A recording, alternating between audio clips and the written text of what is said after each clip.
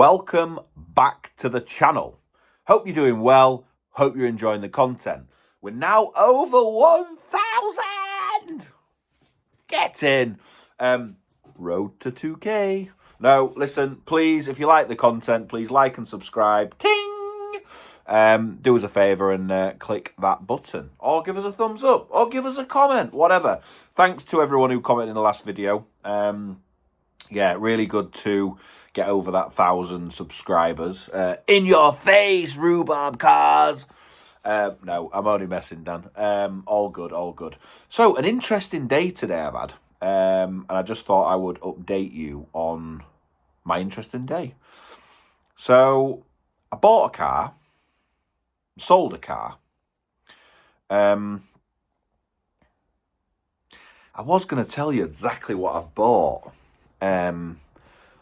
But I might save that for another video because it's for me.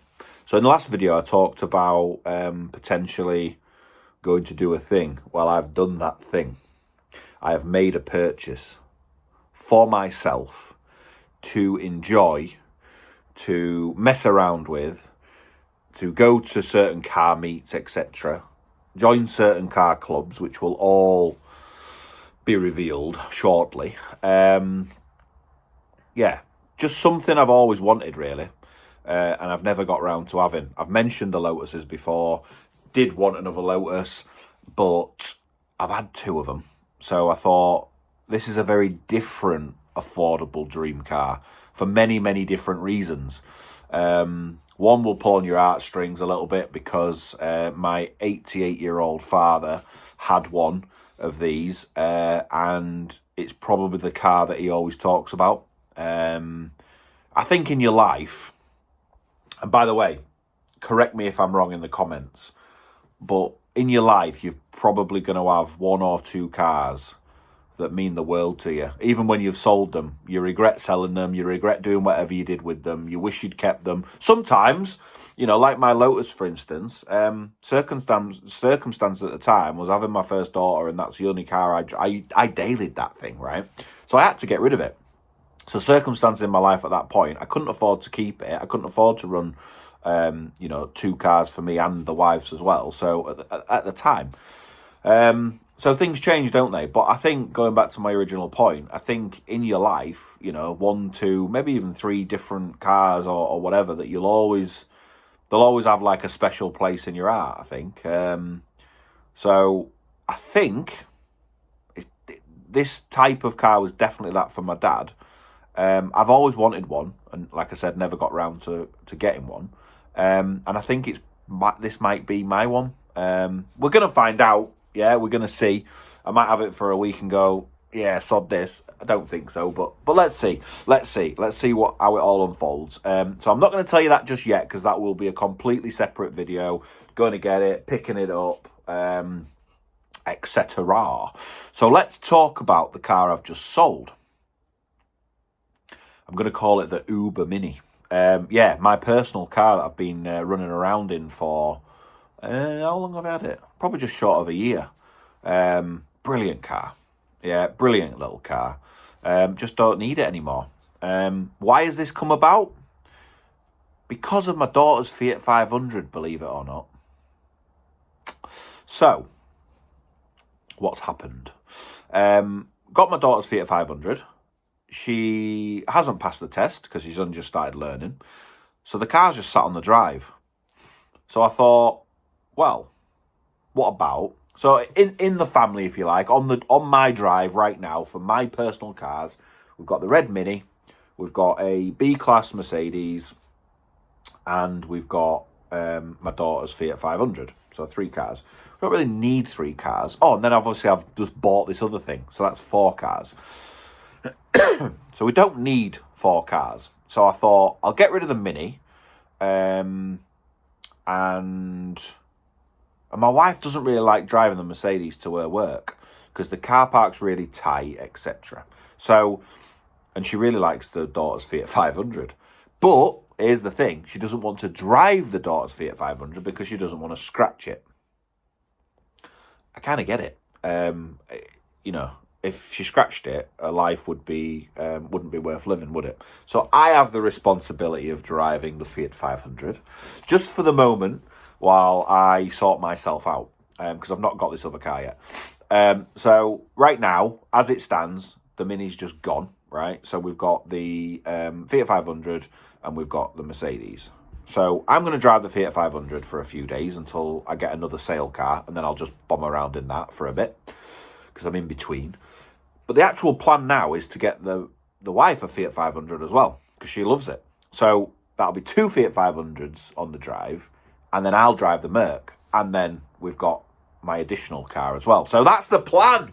So this video isn't even really about buying sales cars and selling them. It's actually about cars on my drive, which is what it is, isn't it? Cars on my drive. So the Mini. I've put it up for sale for, how long's it been on sale now? About a week. So I had a private plate on it, my plate. So I had to take that off. So it's now back on its normal plate. So I had to sort all the paperwork for that. It's not too much. Just pay your 80 quid and swip it off and put your old... I'd already ordered the old plate, so they're back on it now. Remember the radio... I don't know if I told you this or not, but the radio didn't work on the Mini. So I had a choice whether to fix it. It was a £100 fix for the radio and then £120 for someone to do it. Because to be quite honest, I could not be bothered. Yeah, I've stripped cars before, and the Mini's a nightmare because you have to take the whole dash out, basically, to get to the radio. And I couldn't be arsed doing that. So I thought 120 quid to do that's pretty good.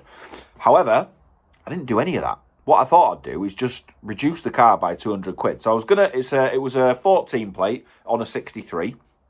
So January the 24th, 2014. Full service history. Never failed an MOT. The car's mint. It was 90,000 miles, but it's a 1.6 diesel. All tyres are good. I've spent about 550 quid. I think I told you this already, but on the brakes not so long ago. I think that was January. So that's all done.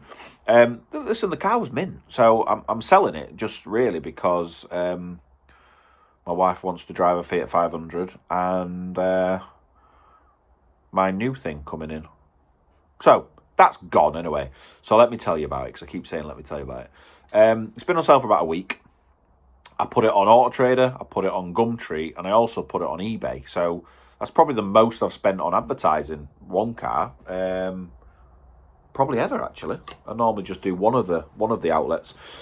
So put it on all three. Do you know what? I forgot to ask him which one he'd seen it on. I always normally ask that if I am doing like Gumtree and one or whatever. Just don't use Facebook. Don't use Facebook to sell. I just don't do it. I buy some stuff off there, but don't sell it. Well, bought one Fiat 500. I mean, like, local stuff off the normal marketplace. So a guy called Ricardo texted me today. It was funny, right? And you'll know why this story will become funnier and a little bit weirder when you realise what I've bought. So I paid the guy the deposit. It was from a specialist that deal in these things. Paid him the deposit, and as I was reversing off his forecourt, if you like, I got a phone call from Ricardo. Have you still got your red Mini? Yes, I have. I'm in it right now, Ricardo. How can I help you? Had a quick chat. Arranged for him to come at 5 o'clock. This has all happened today, by the way. 5 o'clock today. He was going to set off at 5, sorry. Get here for... He was reasonably local, so he said he'd get here at about 5:30, 5:45. Text me at 4:55. Sorry, mate. This guy's Portuguese, so well, he's actually Brazilian, but obviously he speaks Portuguese. So the text was a little bit, off. But basically what he said is, sorry, mate, wifey, that's what he put. Wifey says the car's too small. Sorry to mess you about. Best regards. So I literally text him back, you need to change your wife. But then I thought, I'll put laughing faces because I don't know the guy. I don't know his sense of humour or not. He did find it really funny. He texts back laughing, laughing face, sorry. And yeah, he got it. And then I just said, look, I hope you find a car that you're looking for as good as this one. I'd already told him about the full service history, never failed an MOT, ladder.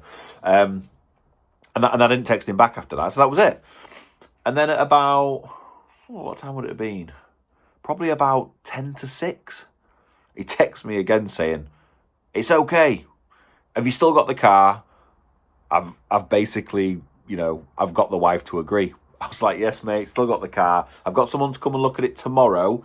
But if you want to do it tonight, that's fine. If you want to do it in the morning, that's fine. But tomorrow afternoon, someone's coming. So up to you. He's like, can we come tonight? I was like, no problem. So he rocks up at about 7:20 with his mate, also Brazilian. They walked onto the drive. If I had to guess, I'd said to him, if I had to guess his nationality, I would have guessed Portuguese. I don't know why. Yeah, but I had great fellas. Honestly, they're so interesting around. I do find I do this if I've got a customer that's like got a complete different background to me. I am dead inquisitive. I ask them so many questions. I bet they're thinking, who's this guy? But yeah, he was talking, his mate, particularly when the guy was sorting out his bank details and all that, his mate was telling me all about how it is to live in Brazil. And you can learn so much off every walk of life. I find it dead interesting. I know sometimes I get frustrated with people, but the opposite of that, it can be brilliant. Real Cyril, he was called, the other fella, and he was dead interesting. What he was telling me about his dog. He's getting his dog. He's been in England for about 7 months, and his dog's coming over next month to live here. So he was telling me about what you've got to get the passport wise for the dog from Brazil to here. Just dead interesting. Anyway, back to the deal. He came. They both came. They had a look around the car. Listen, it's immaculate. You know a bit of the Mini because obviously, you saw me do the door and stuff. But yeah, it's they were looking around it, couldn't find fault with it, loved it. I mean, I'd not even cleaned the engine bay, and you lift up the bonnet, it was immaculate. It's like it's done 20,000, not 90. But went out for a quick spin. He loved it. He thought it was dead nippy, dead go-karty. And I suppose if you've not drove a Mini like that, they do feel like that. And this one, it was a Cooper D, but it was quite I don't know how to explain it. It was a sporty stiff, so the gear was stiff, the clutch was quite heavy. Nothing wrong with it, it's just how it was. But it goes pretty well. So came back here and did the deal. So I did reduce it a little bit because Auto Trader said it was worth 379, say 38. Yeah. I've explained this before loads of times, but I'm not a dealer, so I always go a bit cheaper. Even though this was my personal car. I think 3495 was a good price. But because the radio wasn't working, that was what I was going on to before when I was saying about it's a £99 fix and 120 to remove it. That didn't work. So I reduced it to 3295. So either they could get it done, or if they wanted me to get it done, the price obviously would be 3495. He didn't want it done. Happy with 3295. Away he goes. I said he could keep. Basically, what I've been doing, I'll show you this. I've just been using this in it because I couldn't be bothered to get it fixed either. $19.99 or $14.99 or whatever it cost me, Bluetooth speaker. So I've just been using that. And he says, oh, here, mate, you forgot your speaker. I was like, do you not want it? He's like, no, mate, it's all your stuff. So I was like, okay, then. I'll keep the speaker. Because this speaker is going to come in very handy. To be revealed, but it will be very, very handy. I just thought I'd update you on that. Only a quick one tonight, really. Just to update you on what the crack is and what's been going on. I don't know if the next video is going to be... It probably won't be the reveal of what I've got yet, because it's probably going to be 2 weeks till I get it. So the next video could possibly be either finding my wife a Fiat 500. It's like deja vu, isn't it? I've done this before. or a normal pick up the next car. Because at the moment, well, when I get all these cars sorted, the bloody drive's going to be full, so I've got to sort something out. But at the moment, there's nothing on my drive to sell. I've sold everything. Sold out. Completely sold out. Not a bad place to be. The bank's looking a bit healthier. Not a bad place to be, but I need to invest, and I need to go get this other thing. So I'll leave it there for now. Like I said, if you're enjoying the content, thank you very much for subscribing. Thank you very much for viewing. But if you are enjoying it and you're not subscribed, ding, please subscribe. That would be marvelous. And the rest of it, I will either tell you or update you in the next one. Thank you for watching. Goodbye.